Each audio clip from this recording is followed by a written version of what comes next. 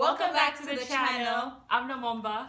And my name is Linda. Welcome back to another video. If you're new here, I make videos about living and studying in Canada. If you're not new here and you're subscribed and you're part of the family, welcome back.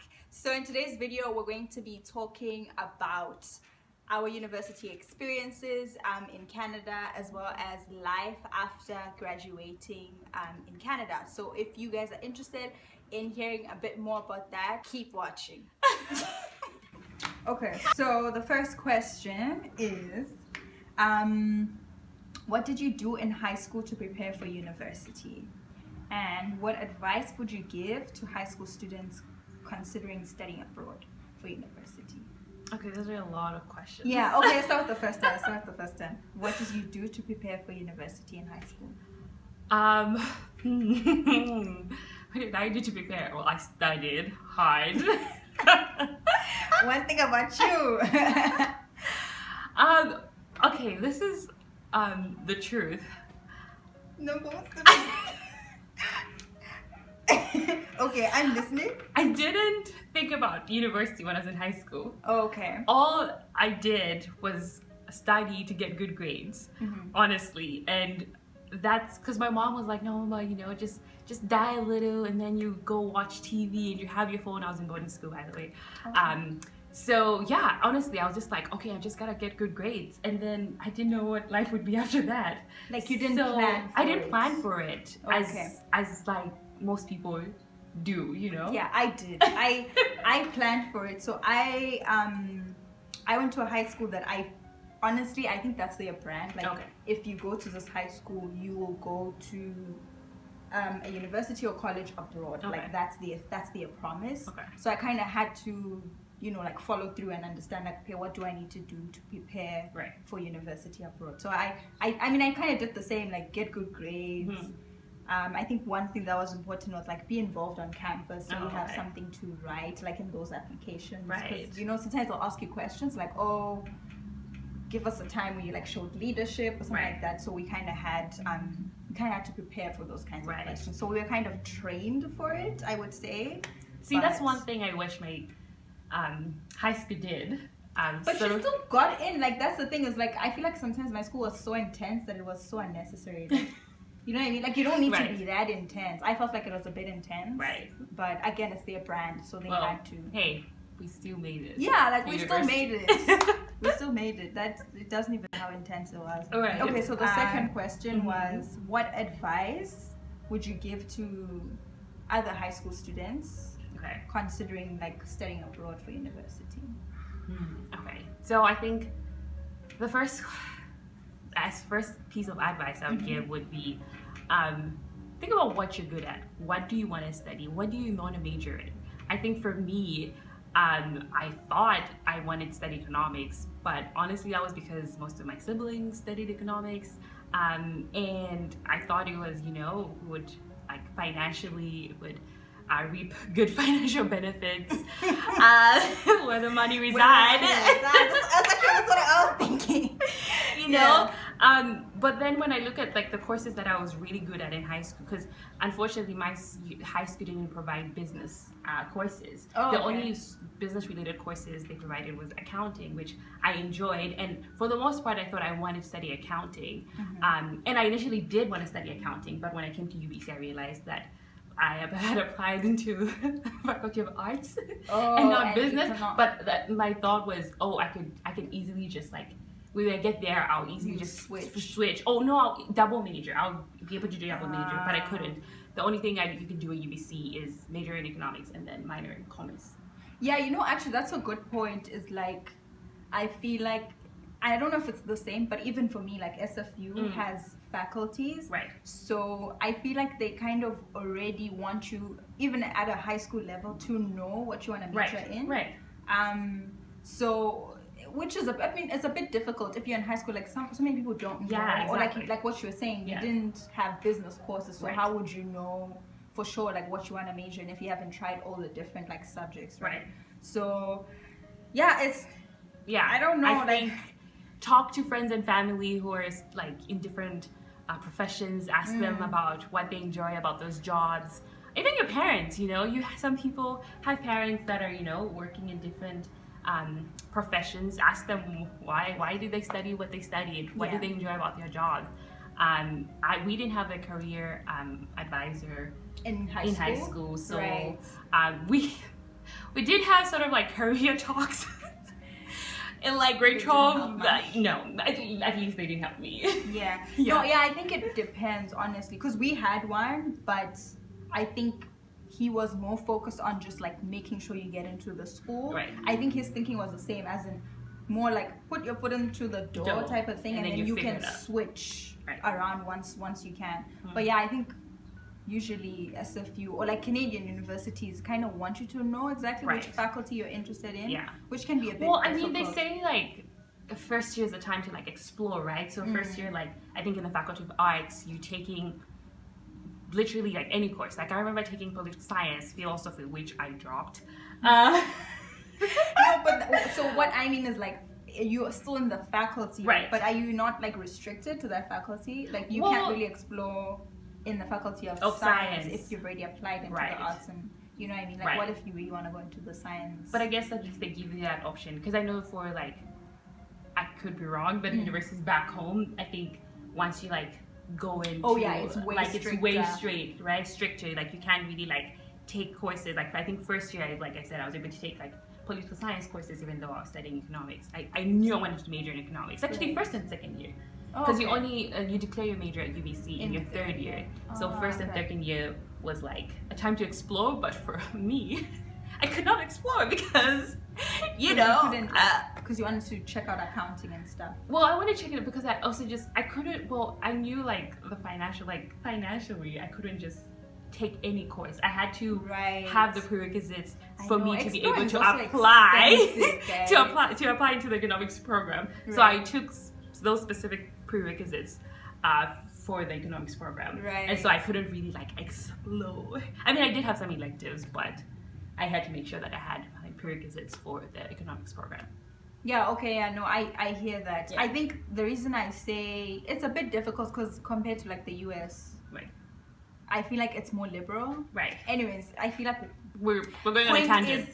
Prepare, talk to people, research, and like just figure out what options are out there. So you know what your options. There's a lot of content online. Yeah. How would you rate your first year, and can you give us your best or worst experience? Do we have a whole day? Yes, we do.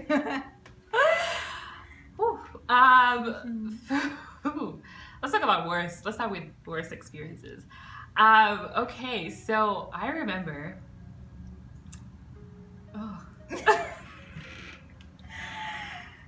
Triggering. Yeah, are you okay? Are you fine? Did you need a moment? I think I do. A few moments later. I would start with when my mom left. So when I came to Canada, I came with my mom, thankfully. Shout out to Lucy. And when she left, that was like hard because I was like, it hit me. I was like, I'm all alone in this new country.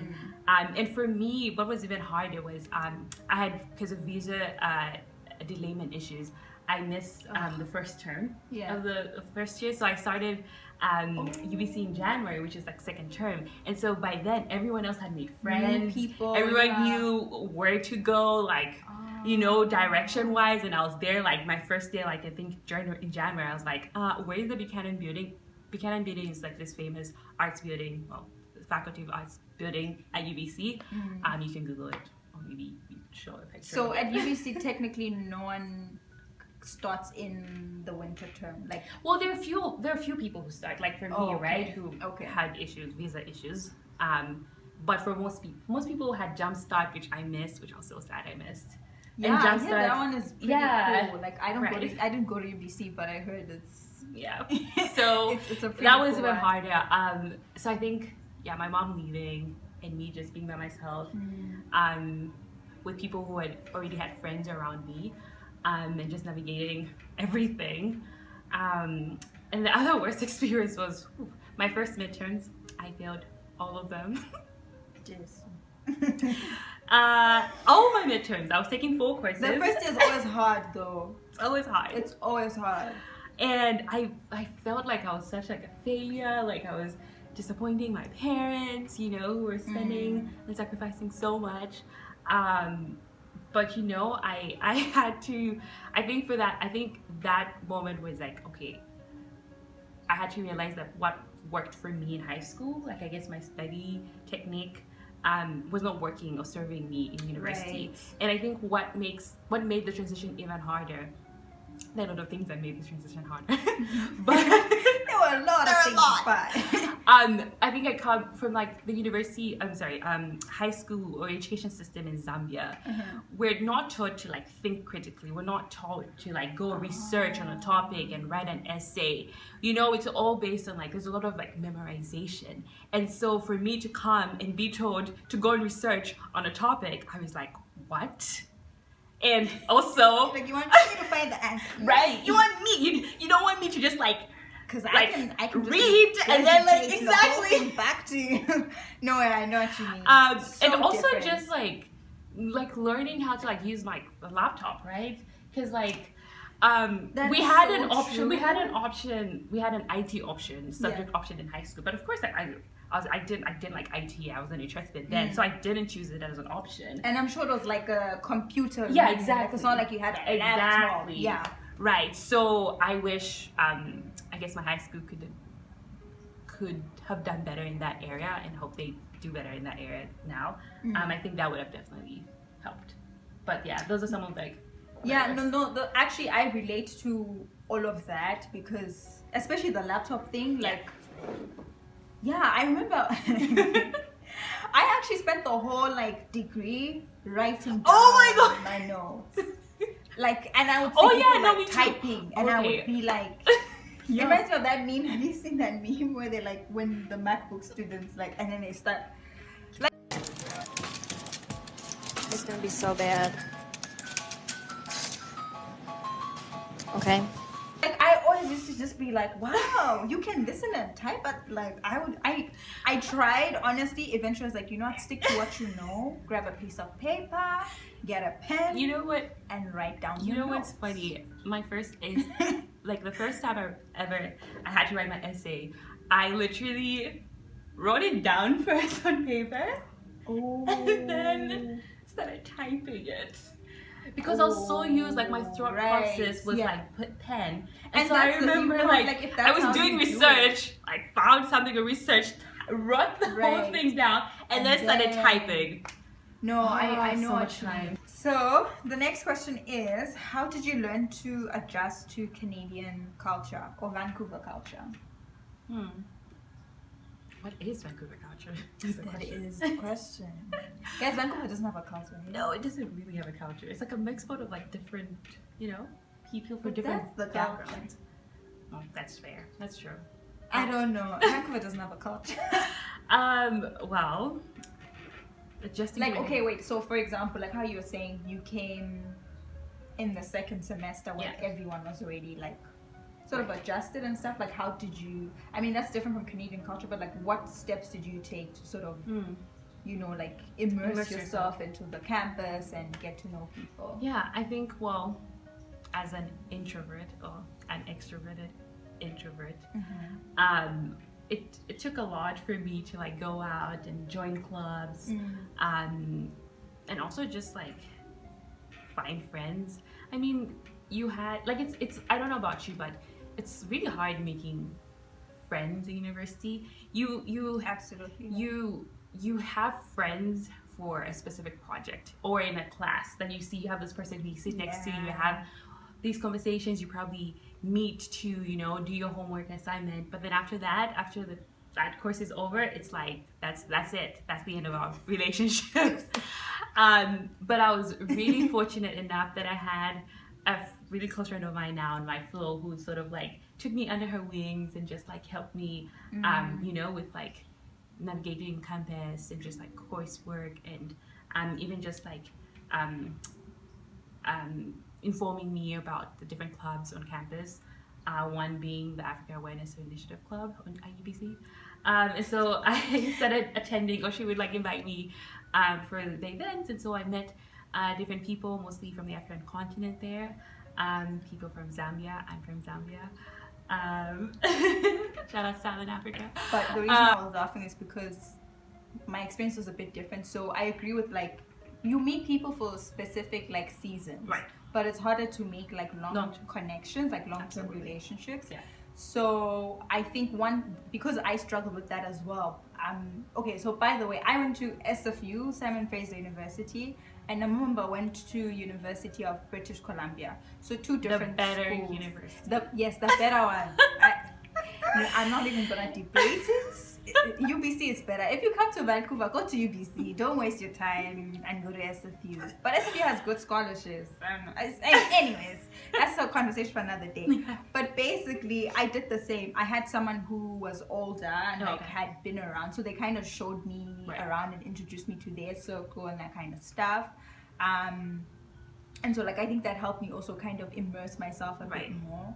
So yeah, I think you just need to, you will find someone eventually. It's like either find people that you go to church with. That's a good place to start. Absolutely. Or on your floor, like what you were saying. He was also on my floor.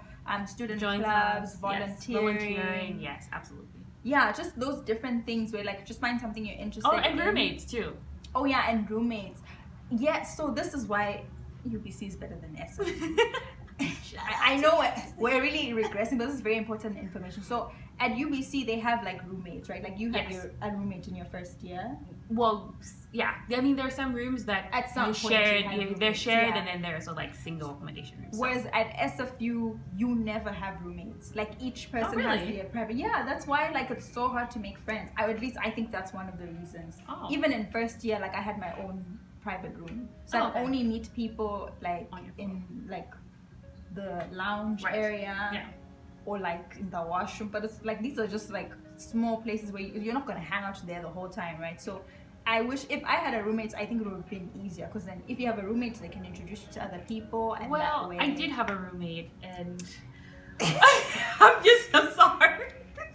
Okay, maybe there's an exception. Yeah, of course. I mean, you have roommates that you vibe with and connect with, and form that long-lasting relationship with. Me and my roommate, we were cool, but we just didn't vibe, and that's okay. And that's fine. That's fine. Yeah, but having roommates is also a good way to immerse yourself a bit more. Yeah. Absolutely. What steps did you take to build your career path in university? Okay.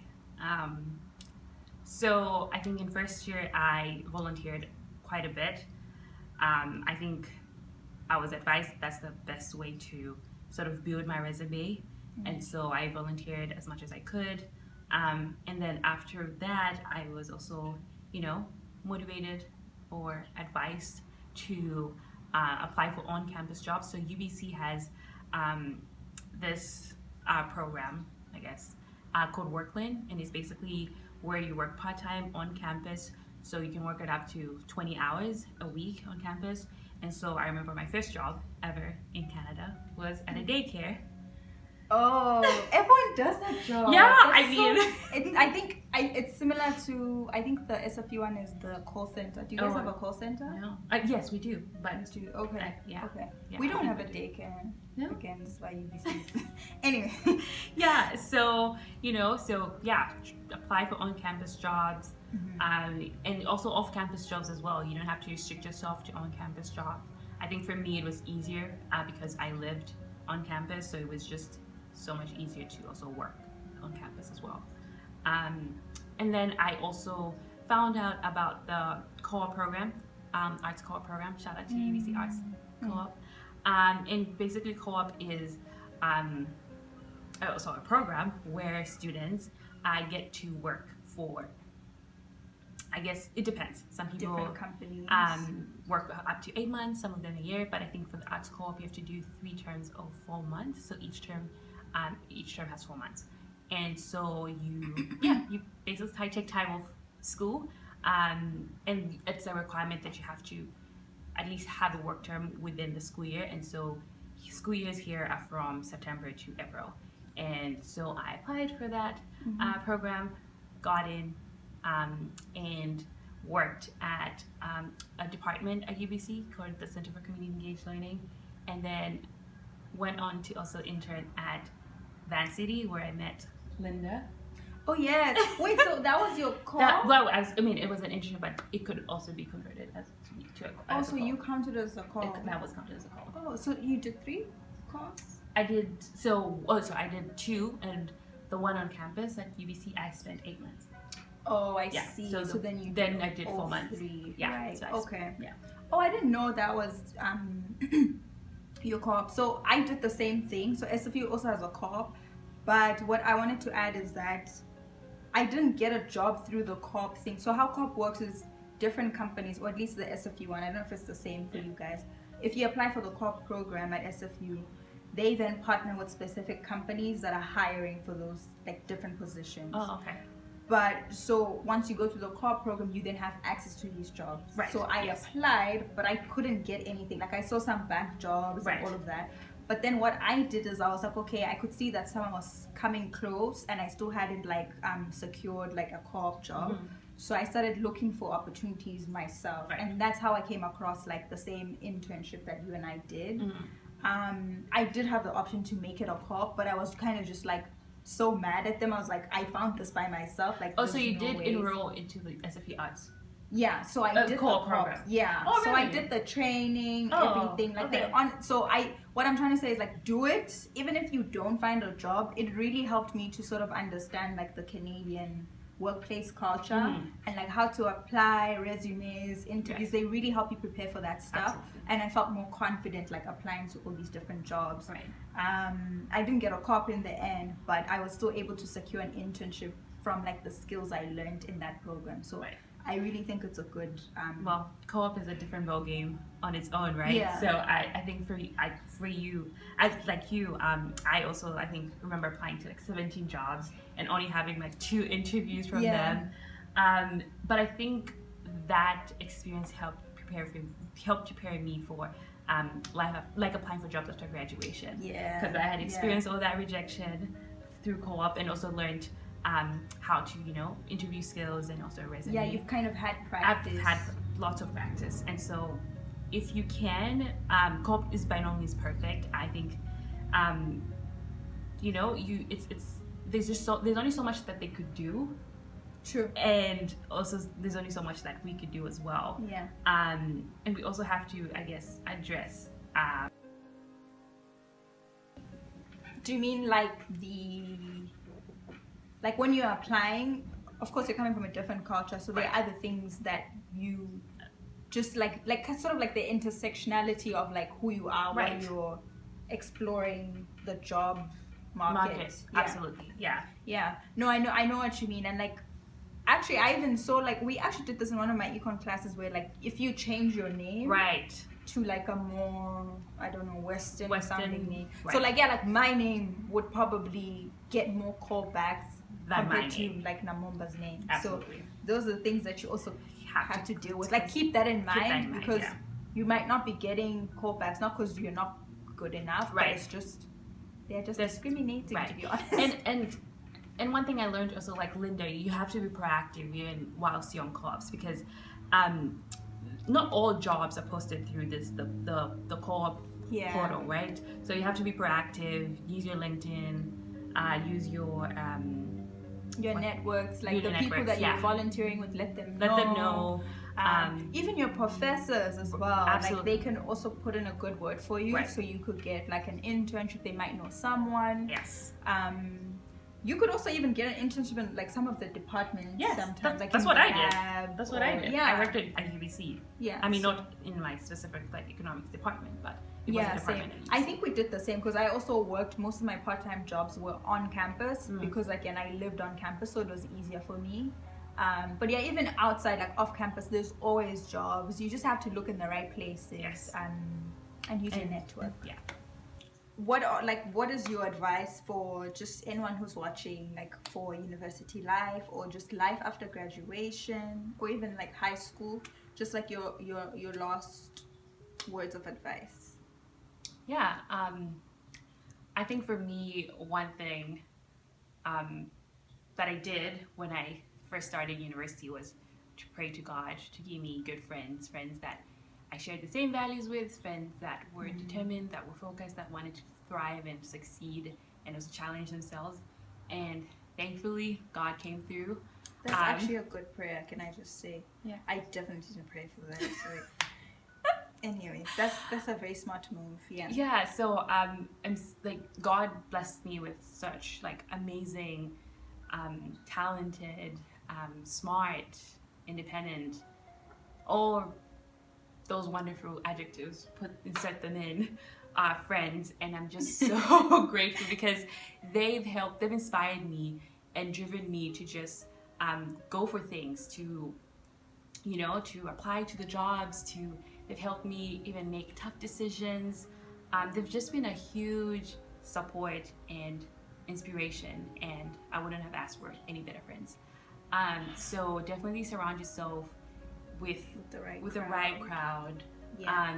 Who are who you can learn from. You want to be with people. I think I don't know who like this quote is from, but it says the quote goes, you don't want to be the smartest. You want to be with people who are smarter than you in a room, and that's so true. You want to be with, and it doesn't have to always be smart.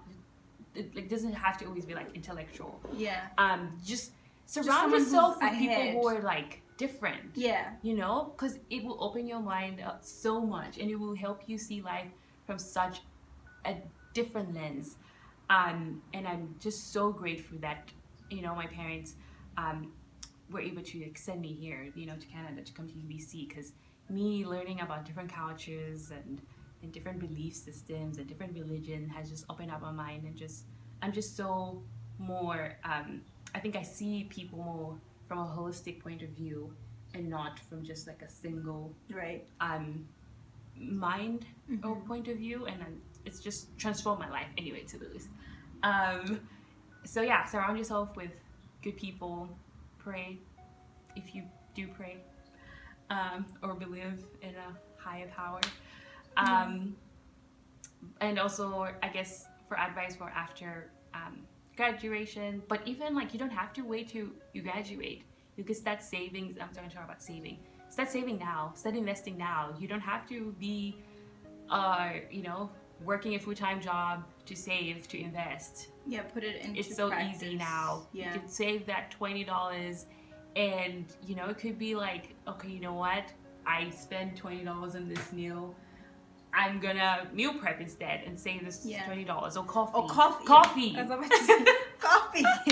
One thing about university students and coffee.